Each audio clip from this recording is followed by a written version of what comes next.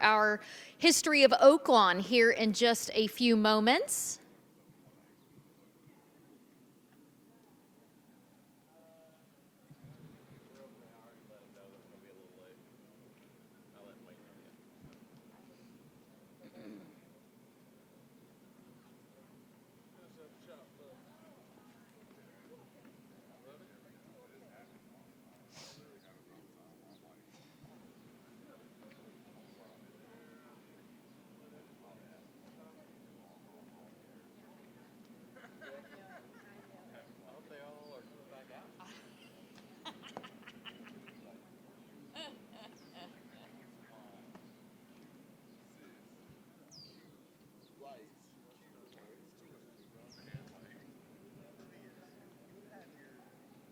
News at 11.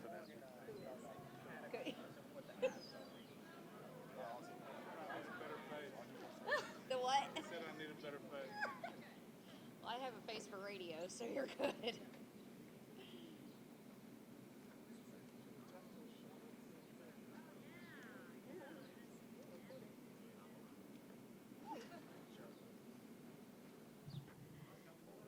Good morning, everyone.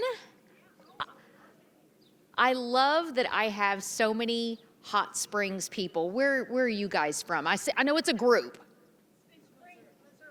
Okay, we get a lot of Missouri fans from up there, so thank you so much for coming out. Is this your first time at Oaklawn? No. So you're regulars. We're not regulars, but occasionally. You're going to be regulars. I think second trip officially makes you regulars. So happy that we do have some locals that come out and certainly appreciate the racetrack. A lot of you have been to Oaklawn before, but thought it would be nice to give a history of Oaklawn because thoroughbred horse racing is so rich in history and tradition, and certainly Oaklawn has been an integral part of that history makeup.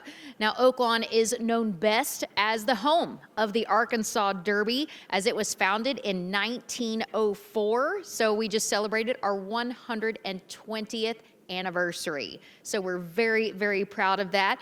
It wasn't the first track in Hot Springs, but by 1920, it was the only track remaining in the Spa City. The Sella family founded Oaklawn and are still leading the business today. Multiple generations of the Sella family have been in leadership roles at Oaklawn, and we will soon get to see one of the next generations take over as well. It's interesting, just a few weeks ago or a month ago, we ran the Arkansas Derby. It's one of the biggest races in the country. The first running of the Arkansas Derby was all the way back in 1936 and just a purse of $5,000. That was a lot of money back then. That was won by Hall Image. He would then go on to run sixth in that year's Kentucky Derby. Fast forward to this year, 2024, Arkansas Derby had a record purse of $1.5 million. Absolutely amazing. That is one reason why so many people make Oaklawn a destination, because purse distribution is what attracts the top horses, trainers, owners, and even the jockeys to any track. They're all going for the same principle, and that is to make a living off of horse racing. Now, in 1941, an all-time high, and I love that these numbers are so specific because they had amazing record keepers back then. 1941, $156,820 was distributed during 30 days of racing. Now, fast forward 5 years, 1946, that number would greatly increase to over $283,000. Then in 1959, the meet averaged more than 10,000 fans. We didn't have this fancy grandstand that you get to appreciate now, but 10,000 fans on a daily basis and $500,000 in handle by 1959. So that's a really good marker and just shows you the importance of Oaklawn even back then. And then in 1962, the $1 million distribution mark. So we, for generations, have had the top names in the industry compete. Now, fast forward to 2024. We are 20% more than just 2023, a whopping $60 million. That's a lot of coin. $60 million, and that basically breaks down to an average daily distribution of $900,000. That is absolutely impressive, one of the top distribution levels in the country. Something very significant happened in 1972. The Arkansas Derby had 17 starters, and it was the first $100,000 race in Oaklawn's history. So go 1972 to now, and our maiden special weights and our allowance races are well into the six figures. So it's kind of an interesting, obviously, inflation, the times, you go with the times, but just to see how much money is given away here. Now, the 5-level glass enclosure that you see from the north end of the grandstand to the top of the stretch was completed in 1975, 48 years ago, and I know that year for a specific reason because that was the year I was foaled. If you want to use some horse terminology. The following year, 1976, Elocutionist, very famous name in horse racing, became the first Arkansas Derby winner to capture a Triple Crown race with his victory in the Preakness Stakes. So Oaklawn was always on the map, but Elocutionist certainly helped stamp that with that Preakness victory.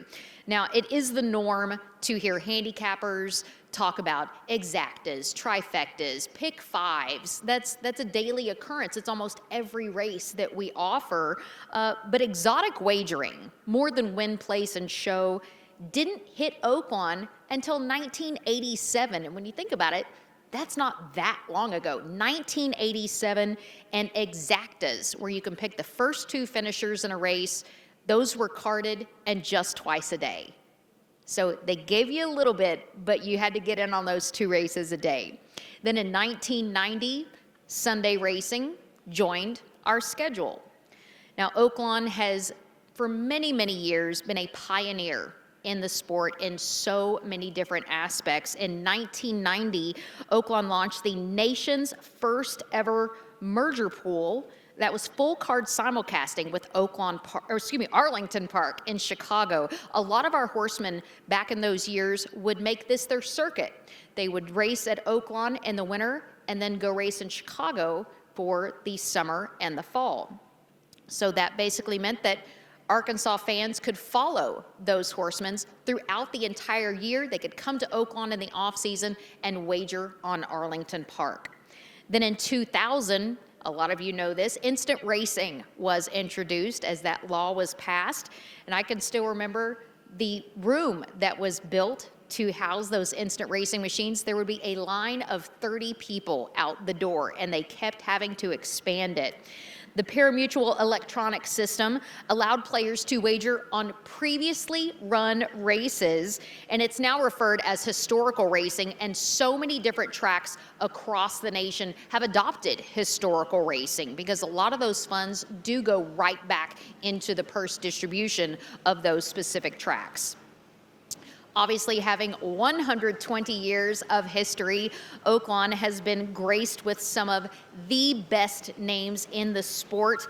Legends have competed over this very track. More than 90 champions have earned their way by making a start here at Oaklawn.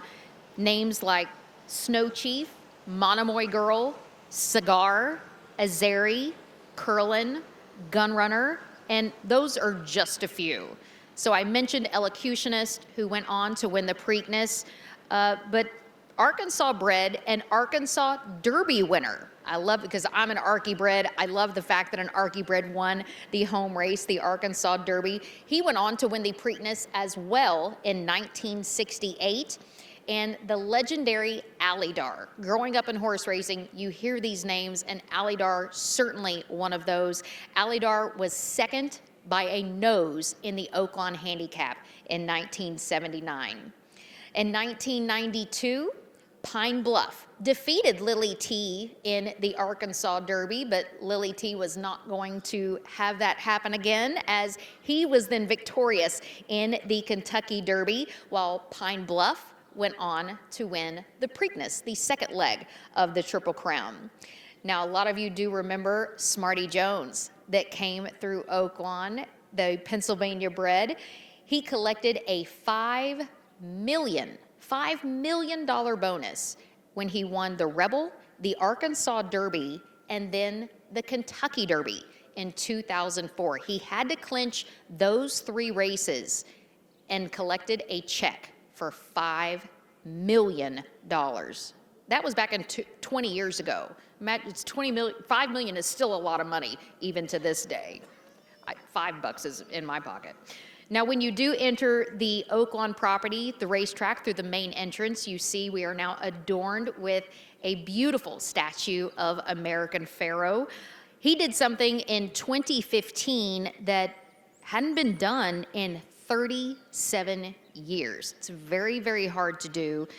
He galloped over the track here in the Rebel and the Arkansas Derby. He then went on to win all 3 legs of the Triple Crown, something that a horse hadn't done since 1978 and affirmed. So that really, we were already a destination for the top horses in the country, but that definitely really did cement our status. And just growing up in the sport, I didn't think I would get to see a Triple Crown winner. We had a lot of close. We had a lot of horses win the Kentucky Derby and then the Preakness, but then get nosed out or run second, even third in the Belmont Stakes. But to see American Pharoah win the Belmont Stakes, and he started his 3-year-old campaign over my home track, over Hot Springs track. That was something absolutely phenomenal. They had a watch party here, and people were screaming and chanting. I was crying because it was such a historical moment, not only for my life, but for the sport. And it was such a feel-good moment to see and celebrate American Pharoah.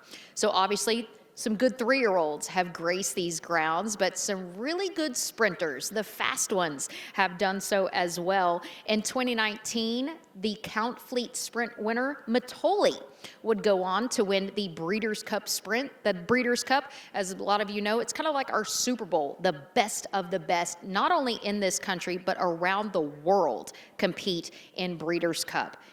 Whitmore would follow in Matoli's footsteps just 1 year later, both earning champion honors. So you gotta love when we get to brag on our local horses. But we can't leave out the ladies. Those are all the colts and the geldings and the horses that I mentioned. The ladies are just as important, as they certainly reign supreme, as the queen herself, Zenyatta, did that on several occasions in the Apple Blossom, displaying her dominance, as we are very thankful that she was here and put on her dance, as they like to call it, in the infield. Rachel Alexandra then joined the spotlight in her 3-year-old season, winning the Martha Washington and the Fantasy before going on to win the Kentucky Oaks. 20 lengths she won the Kentucky Oaks by. That is not heard of anymore. I mean, you've seen the photos of Secretariat winning the Belmont, but when you think about Rachel Alexander, what she did in the Kentucky Oaks, it was absolutely a masterpiece to watch. She then went on to beat the boys in the Preakness. It's not often in thoroughbred racing that we do see fillies compete against the boys, but some of them, they certainly step up to the task. In 2020, we saw Wayne Lucas's Secret Oath win the Honeybee Stakes, and in true Wayne Lucas fashion, she ran in the Arkansas Derby to finish 3rd. She would become the 11th Oaklawn raced Kentucky Oaks winner. We all know that the Kentucky Oaks is next Friday. Oaklawn very well represented in that race, and Wayne Lucas as well being represented by Lemon Muffin, who won the Grade 3 Honeybee here as a maiden. She won the first race of her entire career in a Grade 3 stake. Only Wayne Lucas can pull something like that off. Now, some of the greatest jockeys to ever sit on a horse have crossed this finish line. Moose Peters, I didn't know that name until I read the Oaklawn Media Guide, but Moose Peters was the leading rider in 1934 before going on to win the national title. The great Mike Smith rode here, as has Calvin Burrell, and so many others have had such amazing success here. Larry Snyder, the late great Larry Snyder, which our winner's circle is now memorialized, won 7 local riding titles, and Pat Day, of course, holds the record at 12 local titles. The stars of tomorrow are certainly making their name known here at Oaklawn, one of those being Christian Torres. He was last year's leading rider. He is already set to become this year's leading rider because he is so far ahead in the standings. He set a purse earnings record last year of over $6.1 million and is well on target to do the same this season. He did something last year also that only Pat Day had done in previous seasons, and that is make 100 trips to the winner's circle. Something very, very special because he's a very young journeyman, and definitely keep an eye on Christian Torres. Always history being made here at Oaklawn. February 20th, 2023. A horse by the name of Bet He's Ready, and man, did he live up to his name. He won race 5, and that gave 12-time Oaklawn leading trainer Steve Asmussen the opportunity to become the first trainer in North America to win 10,000 races. Win 10,000, not start 10,000, but 10,000 trips to the winner's circle. Later in that same meet, 2023, he would become Oaklawn's winningest all-time trainer when Red Route 1 won the Bathhouse Row Stakes.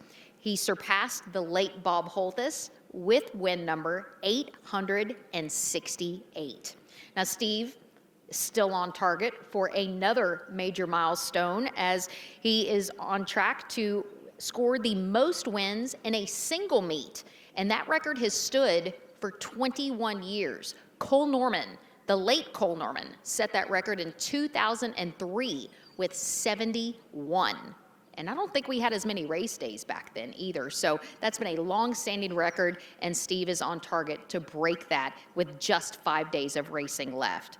So obviously a very different track from 120 years ago. We've seen history be made, and it's now just no longer horse racing. There is a full expansion, multiple expansions of a phenomenal casino, a luxury 200-room hotel, a Forbes 4-star rated spa, an event center, some amazing restaurants, and it's absolutely phenomenal to see the growth because a lot of tracks we've seen close their doors, unfortunately. It's something that is gonna be a detriment to our sport, but that's not going to happen here because Oaklawn is constantly investing, reinvesting money because without racing, none of the other things would be possible. We wouldn't have the casino. We wouldn't have the hotel. It is horse racing that has branded Hot Springs and Oaklawn a top destination. Oaklawn is actually the #1 tourist attraction in the state of Arkansas, and you can very much see why. We are constantly adding amazing things like the mainline sports bar, as we did a few years ago, and we have a great crew here of track announcers. Matt Dinnerman, just our 7th track announcer in the 120 years of Oaklawn history. A lot of people still remember the voice of Terry Wallace, the great Terry Wallace, calling horses down the stretch. So it's an honor for me, being a 3rd-generation horseman, to work here. This was always my goal. I've been in the backside. I've made left-hand turns cooling horses out, which is one of my favorite things to do. But to see the horses train over the track here and go on to become champions, that is truly what this sport is all about. Does anybody have any questions that hopefully I can answer about Oaklawn or Oaklawn history? Yes, sir. Who makes up the morning line? That is a great question. There is a handicapper in Dallas that does the morning line. Years past, we have had a couple people in our racing office do that and alternate races, but this year it's a handicapper out of Dallas, Texas. Any other questions? I don't bite.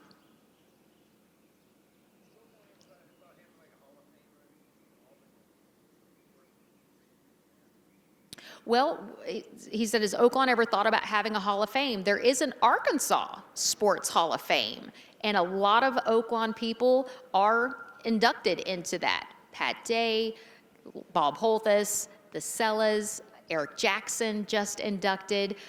We've been very fortunate the last couple of years to host the National Hall of Fame event to celebrate those living legends. We have been very, very blessed to have some of the greatest names, and I completely fangirled when I got to meet Steve Coffin, get to see Lafitte Pinkai again, Eddie De La Houssaye, Pat Day, to see these guys come, and we have these, they joined me the last couple of years at Dawn at Oaklawn, and what's so special about that, that's the only time you will have that specific group together.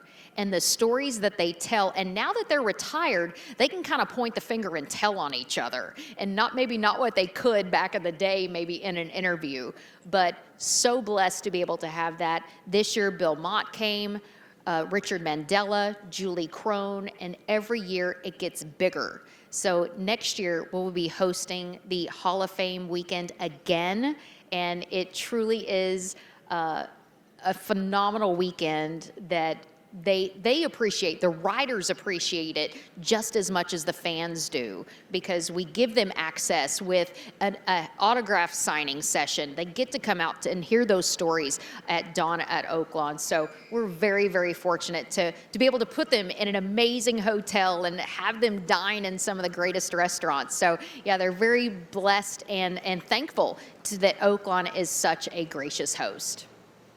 Any other questions? Am I related to Bob Holthus? Yes, I am. He would have been my father-in-law. An interesting story, I grew up, born and raised very proudly here in Hot Springs. I grew up knowing the Holthus name, just hearing Bob Holthus, and lived out 70 West, and we would drive by what was then Kilcary Farm. Fast forward, maybe 20 years ago, when I was working and still in the industry in Los Angeles, I was working at Hollywood Park and freelancing for TVG. I would come home, and my number one priority was to interview Mr. Bob. So it's ironic that I got to spend time with Bob way before I ever met his son, Paul, who I then married. So it's interesting that when I did officially meet Paul, I knew he existed, but when I officially met Paul, it was very shortly after Bob had passed.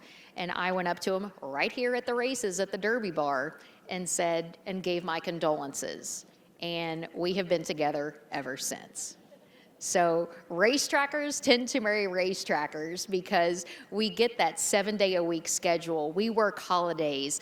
The horses are the number one important thing, to make sure they're happy, to make sure they're healthy, to make sure they're fit, because we will go without eating way before our horses or our barn crew. They're our extended family. We spend more time in the barns than we do with our own family. They truly become an extension of who we are. So without these horses, my family would not have food on their table for 3 generations. So I'm so thankful for these amazing equine athletes. And it's important to me also to make sure they're taken care of after their days on the racetrack and retirement. That's why you now hear the ringing of the bell. That signifies a donation has been made to the Arkansas Thoroughbred Retirement Foundation, because horses still have their entire life basically left, and they want a job to do, whether it's going and doing dressage or trail riding or becoming an outrider pony or a pony here on the track or a stable pony. They want something to do. So horse racing is ingrained in anybody that sets foot on these hallowed grounds. So it's a very special place. And I can't wait to see what it is in the next 50 years. There's no telling. Maybe there'll be a whole compound here on Central Avenue. So over 1,900 horses can be stabled on the backside. That's city limits, and about 200 acres makes up the Oaklawn property. So we're very fortunate to be where we are. And as I said, Oaklawn was not the first track in Hot Springs, but it was the only track that stood the test of time by 1920. And we are still going strong and never looked back. So thank you so much, everyone, for coming out. We're going to have a 9 o'clock barn tour. If you would like to go on that, Crystal is going to be with you in 3 minutes, I believe. And it's a great look behind the scenes, what goes on.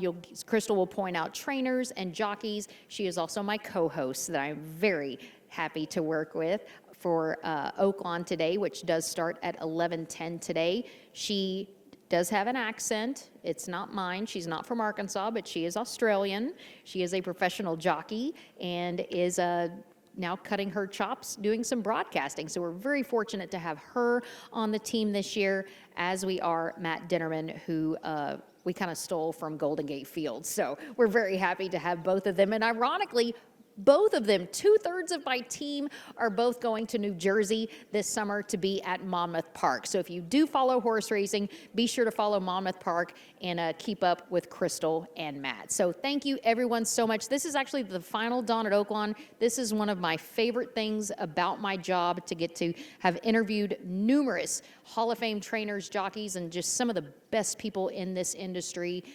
Those are all available on Oaklawn's YouTube channels, and some of the people that are no longer with us, like the great Jack Van Berg. So thank you so much, everyone, for coming out today.